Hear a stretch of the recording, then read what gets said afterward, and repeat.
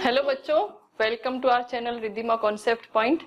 Today we will continue our chapter Indigo और आज इस क्लास में जो हम इसको कंप्लीट कर देंगे और उसके बाद नेक्स्ट क्लास में इसके इम्पोर्टेंट क्वेश्चन आंसर देखेंगे.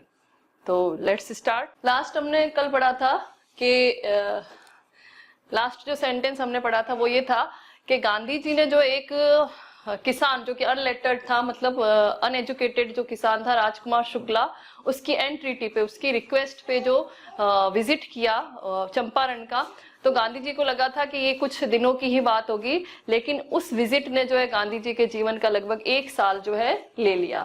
तो काफी बातें हमने कल पढ़ी थी. गांधी जी मुजफ्फरपुर गए, पटना गए, फिर चंपारण की राजधानी मोतीहारी से उन्होंने अपना हेडक्वार्टर बनाया और जो है एविडेंस इकट्ठे करने शुरू किए, वकीलों से बात की. तो काफी कुछ जो हमने पढ़ा और लास्ट में ये भी पढ़ा था कि भारत के इतिहास में पहली बार जो है सविनय अवज्ञा आंदोलन की जीत हुई थी, सिविल डिसओबीडियंस की जीत हुई थी.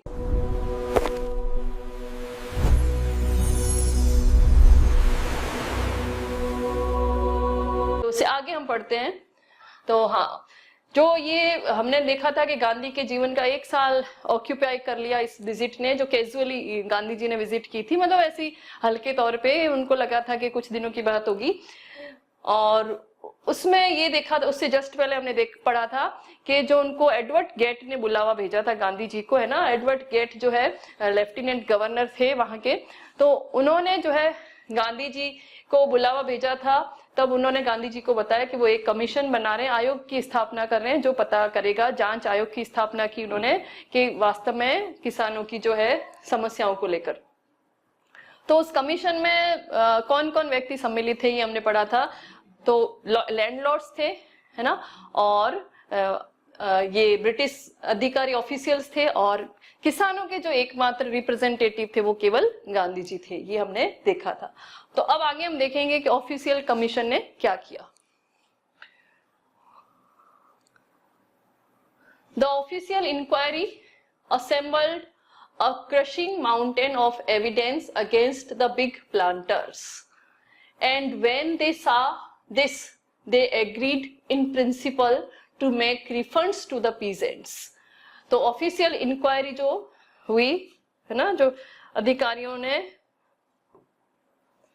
जो ऑफिशियल कमीशन का जो गठन किया गया था, उसमें जो इंक्वायरी की गई, जांच की गई, तो उन्होंने असेंबल यानी इकट्ठे किए, एकत्रित किए. गैदर, असेंबल के लिए आप सिनोनिम क्या लिख सकते हैं? हिंदी है, असेंबल का मतलब है एकत्रित करना, इकट्ठा करना, एकत्रित करना, ये इसका हिंदी वर्ड है. और इसके सिनोनिम असेंबल के लिए आप सिनोनिम लिख सकते हैं गैदर, है ना. सेकंड फॉर्म होगा तो गैदर्ड हो जाएगा. और क्या लिख सकते हैं? कलेक्ट, है ना, इकट्ठा करना. Gathered, collected. Crushing mountain of evidence, evidence यानी प्रूफ, सबूत. कल भी ये 2 बार आया था वर्ड, एक बार प्रूफ आया था, एक बार evidence. Against the big planters, planters का मतलब वही लैंडलॉर्ड्स, लैंडलॉर्ड्स, जमींदार. तो ऑफिशियल जो इंक्वायरी हुई वो आयोग की, उसने एकत्रित किए. क्रशिंग का यह मतलब है ठोस, है ना, सॉलिड.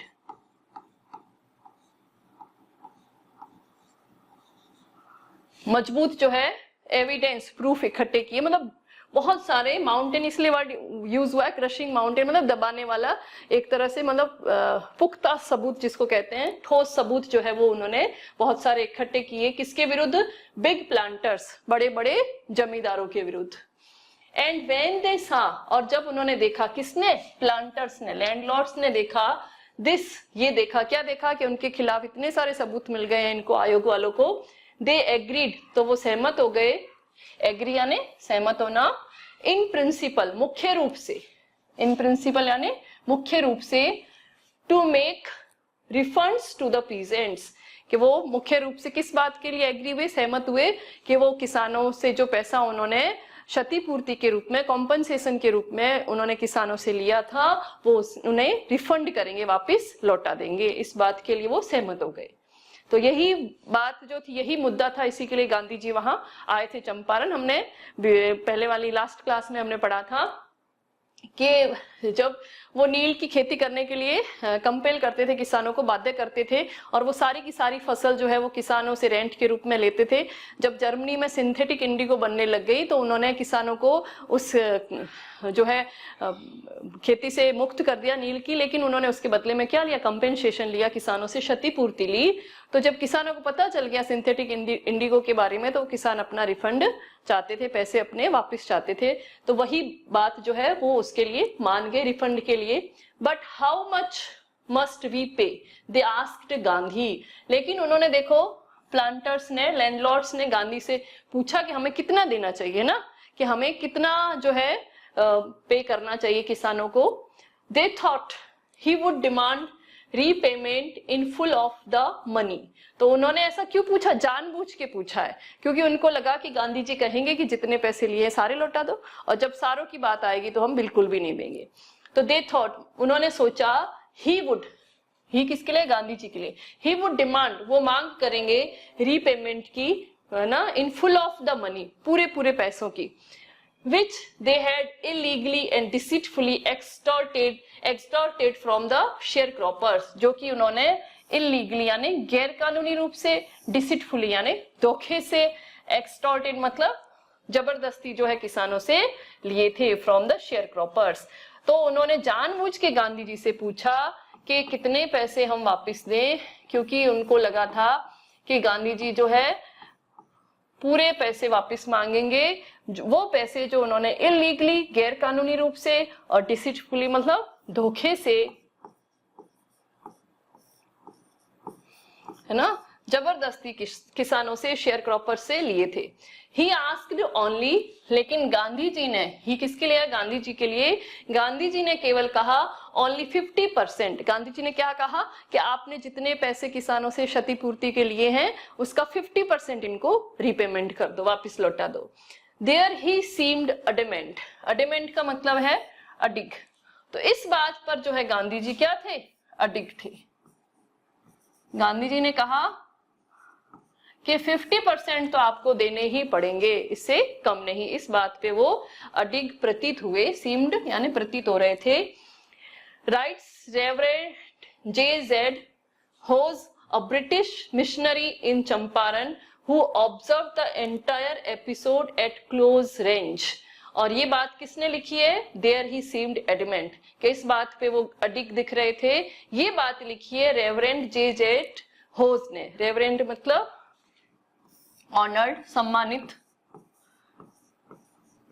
है ना, सम्मानित J.Z.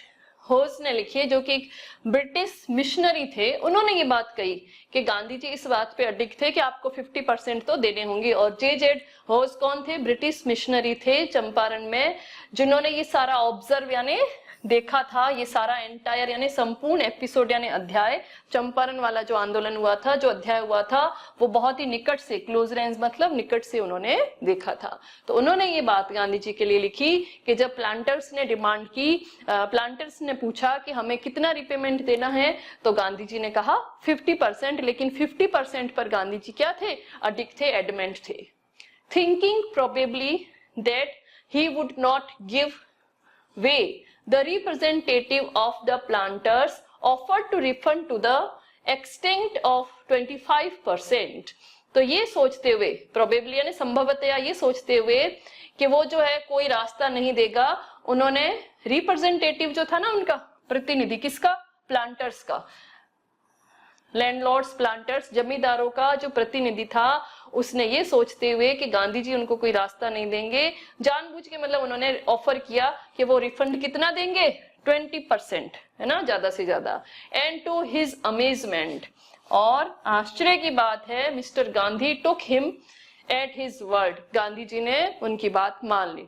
Took him at his word मतलब उनके शब्दों को मान लिया, ग्रहण कर लिया। thus ब्रेकिंग द डेडलॉक, और इस प्रकार से गांधी जी ने जो है गतिरोध को समाप्त कर दिया। मतलब इन लोगों को देना कुछ नहीं था, तो ये नाटक कर रहे थे। इनको लगा कि गांधी जी जो है 50% पे अडिग है, हम जानबूझ के 50% से कम देने की बात करते हैं तो गांधी जी जो है मानेंगे नहीं और हमें कुछ भी नहीं देना पड़ेगा। लेकिन जो आश्चर्य की बात है, अमेजमेंट मतलब टू हिज अमेजमेंट, उनको आश्चर्य हुआ, किसको, रिप्रेजेंटेटिव को, जो लैंडलॉर्ड्स का, जमींदारों का रिप्रेजेंटेटिव था, उसको, उसके लिए आश्चर्य की बात थी कि गांधी जी ने उसके शब्दों को मान लिया। गांधी जी ने इस प्रकार से दस यानी इस प्रकार से ब्रेकिंग यानी तोड़ दिया किसको, डेडलॉक। डेडलॉक मतलब गतिरोध, किसानों और जमींदारों के बीच का जो गतिरोध था उसको गांधी जी ने तोड़ दिया। दिस, तोड़ते हुए उनके शब्दों को मान लिया। दिस सेटलमेंट, सेटलमेंट मतलब वही एग्रीमेंट, कॉन्ट्रैक्ट है ना, एग्रीमेंट, कॉन्ट्रैक्ट, समझौता, एग्रीमेंट, कॉन्ट्रैक्ट, सेटलमेंट, समझौता। This settlement was adopted unanimously, unanimously मतलब एक मत से, है ना, निर्विरोध से, बाय द कमीशन। और ये जो सेटलमेंट था, ये अनुबंध जो था, ये समझौता जो था क्या, कि 25% वो किसानों को रिफंड करेंगे जमींदार। इस समझौते को अडॉप्टेड यानी अपना लिया गया, स्वीकार कर लिया गया एक मत से, निर्विरोध से, आयोग के द्वारा। गांधी एक्सप्लेन्ड, गांधी जी ने स्पष्ट किया, मतलब गांधी जी को लगा कि किसान और जो वकील उनके साथ थे वो सोच रहे होंगे कि उन्होंने 25% पे क्यों माना, है ना।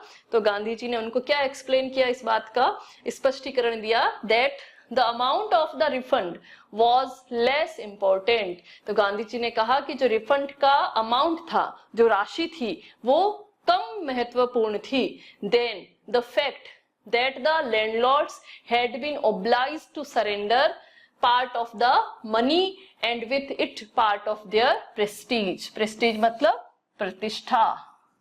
तो गांधी जी ने जो है अपने साथ वालों को समझाया, एक्सप्लेन किया कि कितना पैसा जो है रिफंड किया जाता है, जो मनी का जो अमाउंट है, जो राशि है, वो लेस इंपॉर्टेंट है, बजाय इसके कि जमींदार जो है उनको बाधित होना पड़ा, बाध्य होना पड़ा पैसा देने के लिए, और इसके साथ साथ उन्होंने क्या दी, अपनी प्रतिष्ठा भी खोई है। मतलब कभी भी किसान, लैंडलॉर्ड जो है, जमींदार जो है, किसके आगे, किसी के भी आगे नहीं झुके। लेकिन पहली बार ऐसा हुआ कि उन्होंने पैसे जो उन्होंने दिया, वो राशि गांधी जी ने कहा कि इतनी इंपॉर्टेंट नहीं है, उन्होंने पैसों के साथ साथ अपनी प्रतिष्ठा भी दी है किसानों को।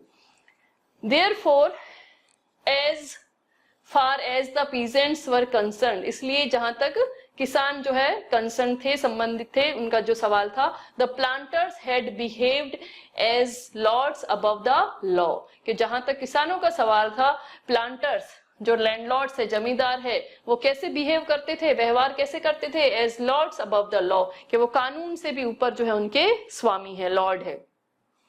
तो वो किसानों के साथ इस तरह से व्यवहार करते थे जैसे वो कानून से भी बढ़कर के हैं और उनके लॉर्ड है, स्वामी है।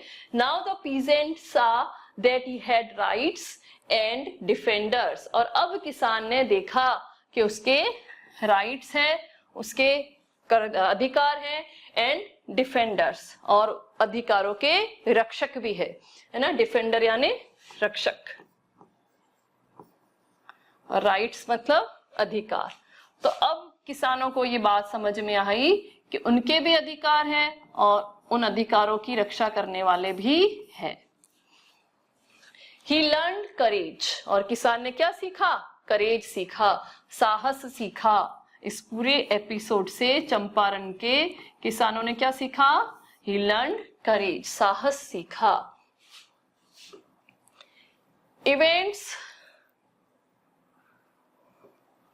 इवेंट्स जस्टिफाइड गांधीज पोजीशन यानी स्थिति, इवेंट्स यानी घटनाएं, घटनाएं गांधी जी की स्थिति को न्याय संगत ठहराती है। Within a few years, कुछ ही वर्षों के भीतर, the British planters abandon their estates. Abandon मतलब छोड़ देना, त्यागना, लीव, है ना। और अबेंडन है तो क्या हो जाएगा, लेफ्ट हो जाएगा, है ना, छोड़ना या त्यागना। तो कुछ ही वर्षों के भीतर जो है प्लांटर्स ने, जमींदारों ने अपने एस्टेट्स जो थी, जो जागीरें थी, वो छोड़ दी। विच रिवर्टेड टू द पीजेंट्स, जो कि वापस किसको दी गई, रिवर्टेड यानी रिटर्न, वापस किसानों को लौटा दी गई, वो जमीनें उनकी थी। इंडिगो शेयर क्रॉपिंग डिसअपियर्ड, और नील की खेती तो डिसअपियर हो गई, गायब हो गई, खत्म हो गई। Gandhi never contented himself with large political और इकोनॉमिक सॉल्यूशंस, तो गांधी जी जो है कभी भी संतुष्ट नहीं होते थे। कंटेंटेड यानी, कंटेंट मतलब सेटिस्फाइड, और कंटेंटेड यानी सेटिस्फाइड, तो कभी भी सेटिस्फाइड नहीं होते थे, संतुष्ट नहीं होते थे बड़े बड़े राजनीतिक और आर्थिक समाधानों से। इकोनॉमिक यानी आर्थिक, और पॉलिटिकल यानी राजनीतिक।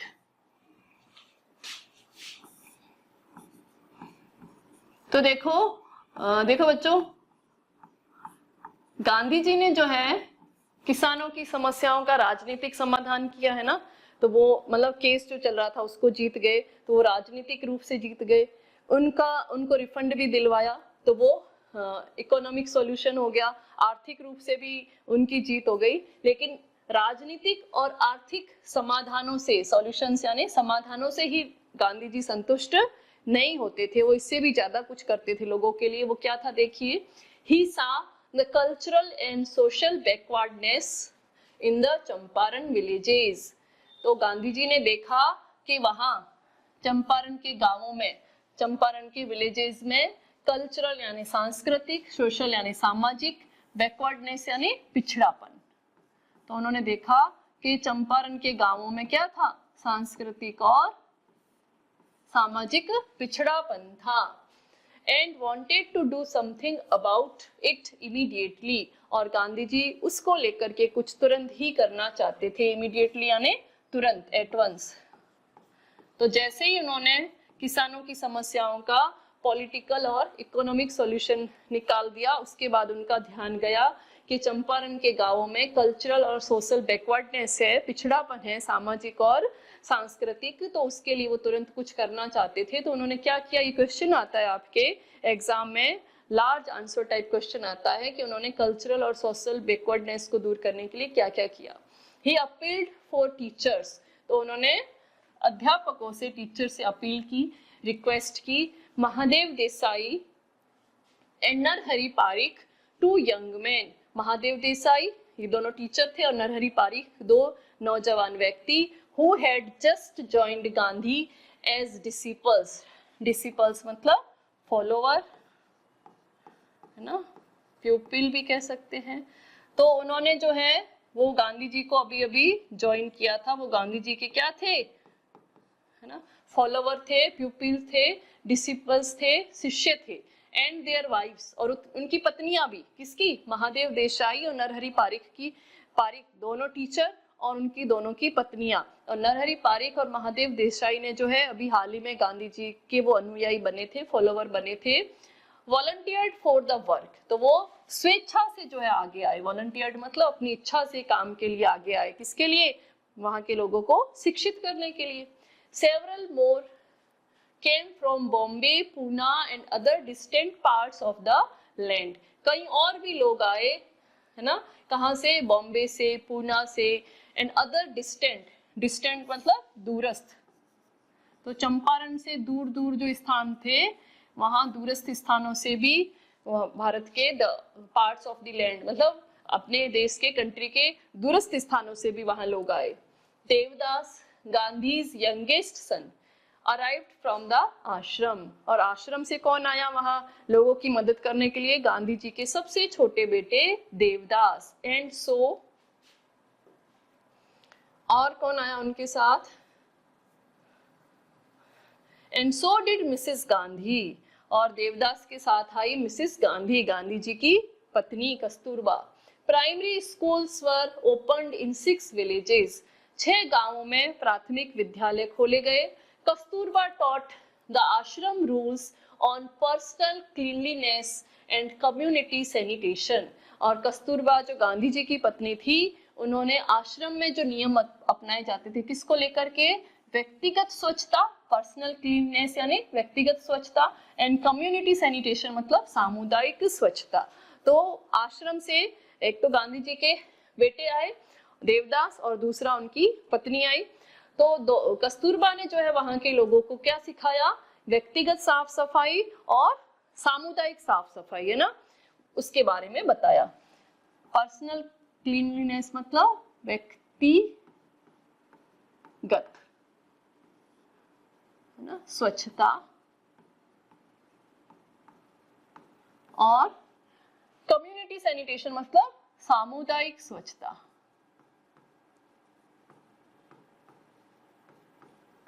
ना खुद की साफ सफाई रखना और अपने चारों तरफ भी साफ सफाई रखना, स्वच्छता रखना। तो ये सारे नियम कस्तूरबा जी ने, जो कि आश्रम में अपनाए जाते थे सफाई को लेकर, वो वहां के लोगों को भी सिखाए। हेल्थ कंडीशंस वर मिजरेबल, तो स्वास्थ्य दशाएं भी क्या थी वहां की, कंडीशंस यानी दशाएं, हेल्थ यानी स्वास्थ्य, मिजरेबल मतलब दयनीय, तो वो भी खराब थी, वर्ष थी। Gandhi got a doctor to volunteer his services for 6 months, Gandhi ji को एक डॉक्टर मिले जिन्होंने स्वेच्छा से वॉलंटियर के रूप में, स्वयं सेवक के रूप में 6 महीने तक वहां अपनी सेवाएं दी। 3 medicines वर अवेलेबल, 3 दवाइयां उपलब्ध करवाई गई। शॉर्ट आंसर टाइप में ये क्वेश्चन आता है, कौन सी 3 medicines जो है अवेलेबल करवाई गई। पहली है castor oil, quinine and sulphur ointment. Castor oil, है ना, अरंडी का तेल, क्विनिन जो कि मलेरिया में ली जाती है दवाई, और सल्फर ऑइंटमेंट एक मलहम है जो स्किन पे लगाया जाता है फोड़े फुंसी हो तो। Anybody who shot a coated tongue was given a dose of castor oil, यदि किसी की जो है कोटेड टंग थी, यानी टंग यानी जीभ यदि किसी की मैली है तो उसको क्या दिया जाता था, कैस्टर ऑयल का डोज दिया जाता था। एनीबडी विथ मलेरिया फीवर, यदि किसी को जो है मलेरिया बुखार है, received quinine plus castor oil, तो उसको क्विनिन और कैस्टर ऑयल दोनों दिए जाते थे, क्विनिन और अरंडी का तेल।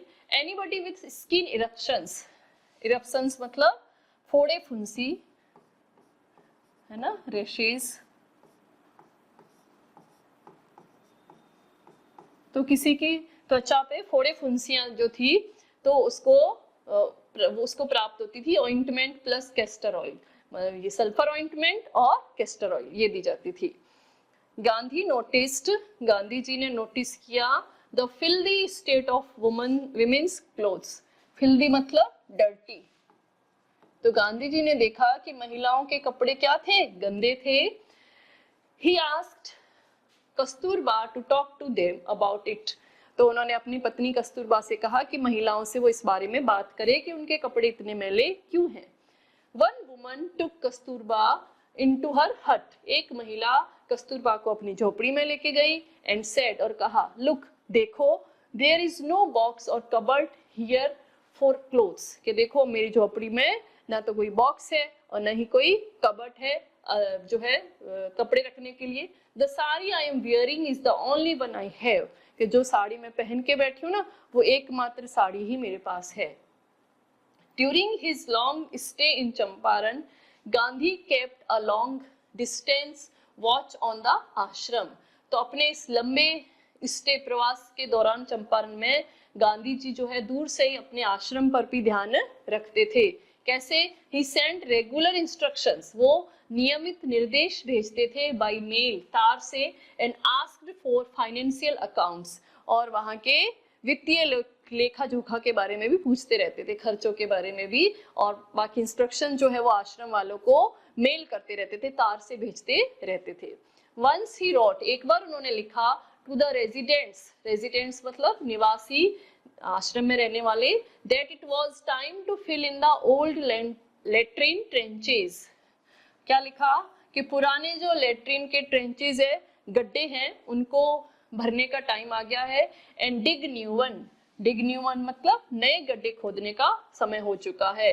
Otherwise the old ones would begin to smell bad, तो वो चंपारण में रुके हुए हैं लेकिन उनको ये भी वो ध्यान में रख रहे हैं कि आश्रम में जो लेट्रिन के गड्ढे जो है, जहाँ जो है मलमूत्र जहाँ इकट्ठा होता है, तो वो लेट्रिन के ट्रेंचेस जो है, गड्ढे जो है, उनको बंद करने का समय आ गया, नए गड्ढे खोदने का समय हो गया है। अगर अभी आप ऐसा नहीं करोगे तो पुराने गड्ढों से क्या आएगी, बदबू आएगी, smell bad. The Champaran episode was a turning point in Gandhi's life। तो चंपारण का एपिसोड यानी अध्याय जो था वो एक गांधी जी के जीवन का एक मोड़ था। ये क्वेश्चन भी आता है लॉन्ग आंसर टाइप क्वेश्चंस में कि चंपारण एपिसोड किस प्रकार से टर्निंग पॉइंट था गांधी जी के जीवन का। What I did, जो भी मैंने किया, he explained, वो स्पष्ट करते हैं कौन, गांधी जी, कि जो भी मैंने किया was a very ordinary thing, वो बहुत ही सामान्य बात थी, साधारण सी बात थी। I declared that, मैंने ये घोषणा की, that the British could not order me about in my own country। तो गांधी जी कहते हैं कि मैंने जो कुछ भी किया चंपारण के लोगों के लिए वो एक साधारण सी बात थी, कोई एक्स्ट्रा ऑर्डिनरी असाधारण बात नहीं थी। तो मैंने ये घोषणा की कि ब्रिटिश जो है, अंग्रेज जो है, वो मेरे ही कंट्री में, मेरे ही देश में मुझे ऑर्डर नहीं दे सकते, मुझे आदेश नहीं दे सकते। ऑर्डिनरी यानी साधारण,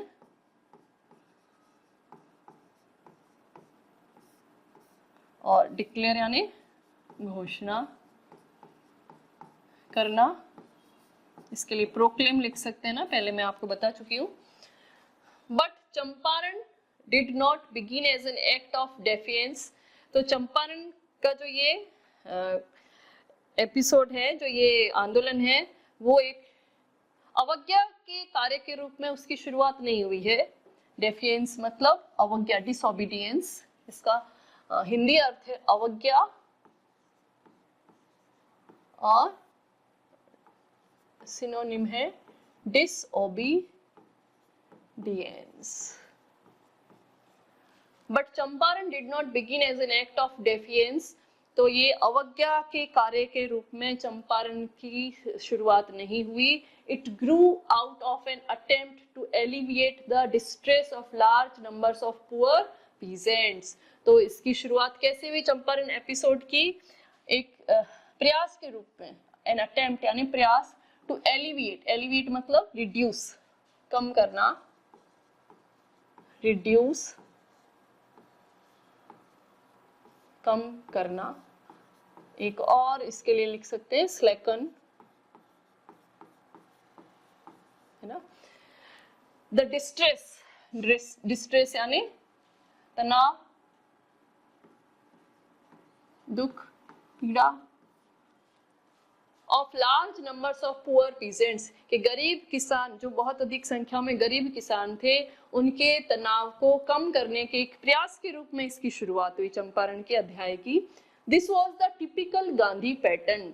तो ये गांधी जी का एक टिपिकल पैटर्न था, एक अलग ही जो नमूना था। हिज पॉलिटिक्स, क्या नमूना था उनका अलग, हिज पॉलिटिक्स, उनकी राजनीति जो थी, वर इंटरट्विन्ड, इंटरट्विन्ड मतलब गुंथी हुई थी, उलझी हुई। तो गांधी जी की राजनीति जो है, केवल, हमने पहले भी पढ़ा ना कि गांधी जी केवल इकोनॉमिक और पॉलिटिकल सॉल्यूशन से संतुष्ट नहीं होते थे, कंटेंट नहीं होते थे। तो उनकी राजनीति किससे गुंथी हुई थी, with the practical day to day problems of the millions, लाखों लोगों की रोजमर्रा की, डे टू डे प्रॉब्लम्स यानी रोजमर्रा की समस्याएं, लाखों लोगों की रोजमर्रा की व्यवहारिक जो प्रैक्टिकल समस्याएं हैं, व्यवहारिक समस्याएं हैं, उनसे गांधी जी की राजनीति जुड़ी हुई थी। तो गांधी जी जो है चंपारण के लोगों का, किसानों का इकोनॉमिक और पॉलिटिकल सॉल्यूशन करने से संतुष्ट नहीं हुए। उन्होंने वहाँ उनके कल्चरल बैकवर्डनेस को भी देखा, उनकी सोशल बैकवर्डनेस को भी देखा और उसके लिए भी काम किया। His was not a loyalty to abstractions। तो उनकी जो है लॉयल्टी यानी वफादारी, एब्स्ट्रैक्शंस यानी काल्पनिक वस्तु, काल्पनिक चीजें, लॉयल्टी मतलब वफादारी, है ना।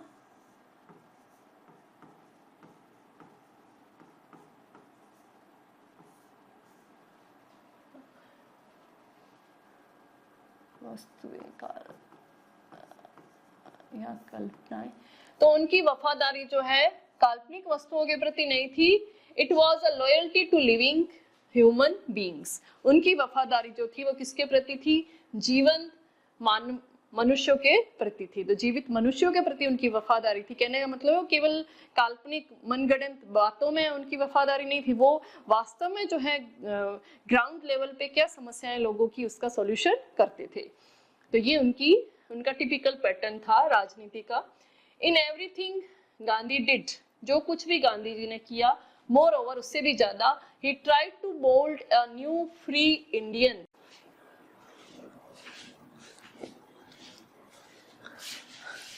In everything Gandhi did, moreover, he tried to mold a new free Indian who could stand on his own feet and thus make India free. तो जो कुछ भी गांधी जी ने किया उससे भी ज्यादा, moreover यानी इससे भी ज्यादा, he tried, वो उन्होंने कोशिश की to mold a new free Indian, एक नया आजाद भारतीय जो बनाने की, मतलब भारतीय को एक नए आजाद रूप में ढालने की, who could stand on his own feet, जो अपने पैरों पे खड़ा हो सके, and thus make India free, और इस प्रकार से वो भारत को भी आजाद कर सके। तो जब इंडियन जो है अपने पैरों पे खड़े हो सकेंगे तभी जो है वो है खुद मुक्त होंगे, तभी वो भारत को मुक्त कर सकेंगे। तो गांधी जी का यही प्रयास रहता था कि वो इंडियंस को फ्री करे, आजाद करे। Early in the Champaran action, Champaran के कार्यों की शुरुआत में, अर्ली यानी शुरुआत में, Charles Freer Andrews the English pacifist, अंग्रेज शांति दूत, पैसिफिस्ट का मतलब है शांति दूत। तो जब लेखक कह रहे कि चंपारण के कार्य की जो शुरुआत हुई थी तब एक अंग्रेज शांति दूत थे वहां पे जिनका नाम था Charles Freer Andrews, who had become a devoted follower of the Mahatma, जो कि महात्मा के, गांधी जी के जो है क्या बन चुके थे, डिवोटेड यानी समर्पित, फॉलोवर यानी अनुयायी, शिष्य है ना।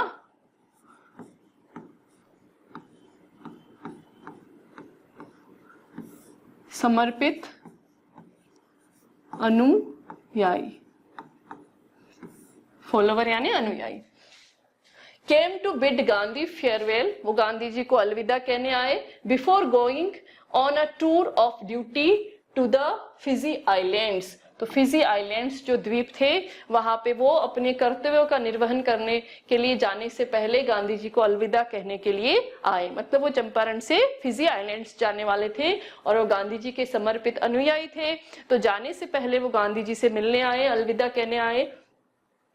गांधीज लॉयर फ्रेंड्स, गांधी जी के जो वकील मित्र थे, थॉट, उन्होंने सोचा, it would be a good idea for Andrews to stay in Champaran.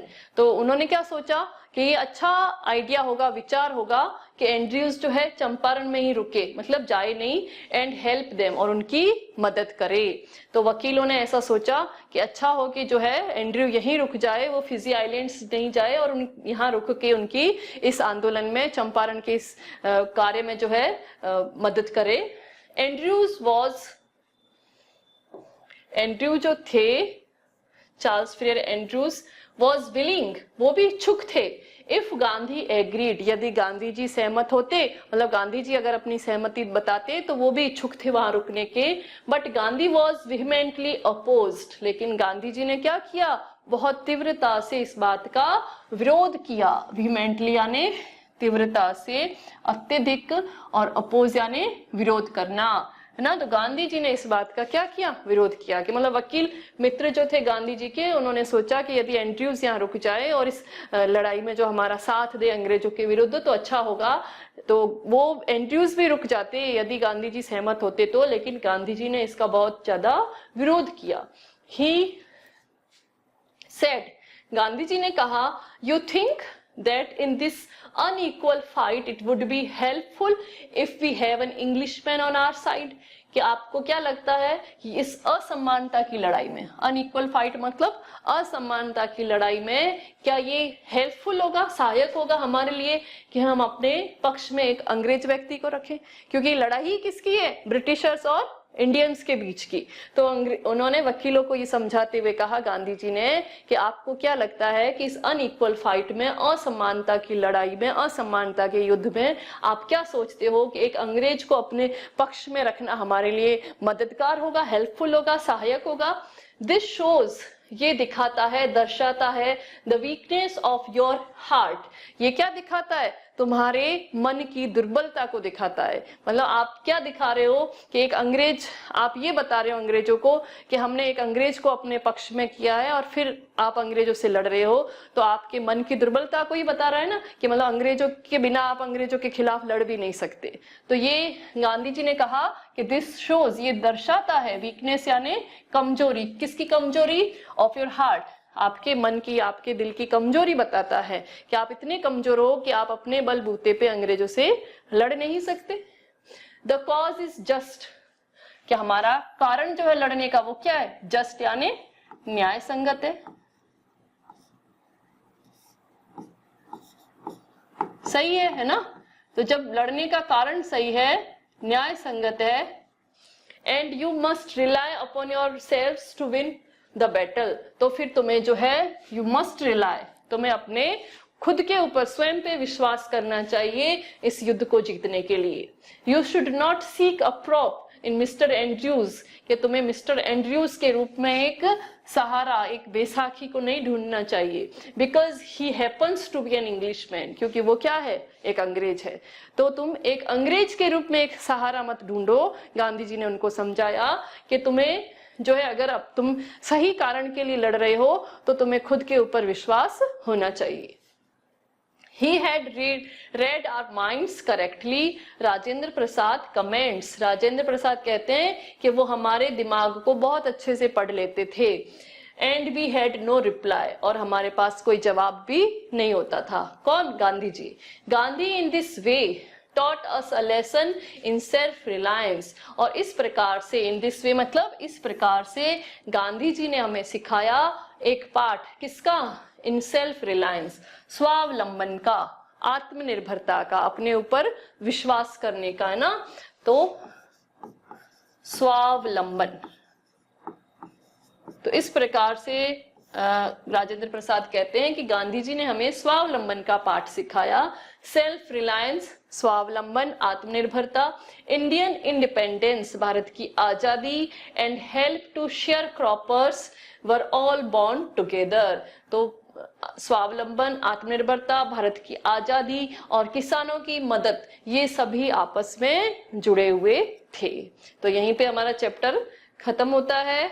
जो आपको कुछ समझ में नहीं आया है तो आप कमेंट सेक्शन में जाके पूछ सकते हैं। पहले आप पूरा वीडियो अच्छे से देखें तो सही, तब आपको पता चलेगा कि किस प्रकार से मैं एक्सप्लेन कर रही हूँ, कितने अच्छे से आपको समझा रही हूँ। आप पूरा वीडियो अच्छे से देखें, फिर कमेंट करें। कोई भी आपको प्रॉब्लम है तो, कोई क्वेश्चन पूछना है, कोई सजेशन, में हर बार आपको बोलती हूँ, तो प्लीज आप कमेंट, ज्यादा से ज्यादा कमेंट करें और पूरा वीडियो जो अच्छे से देखें। ये बहुत ही हेल्पफुल होगा आपके लिए एग्जाम में। Thank you for watching the video. Thank you.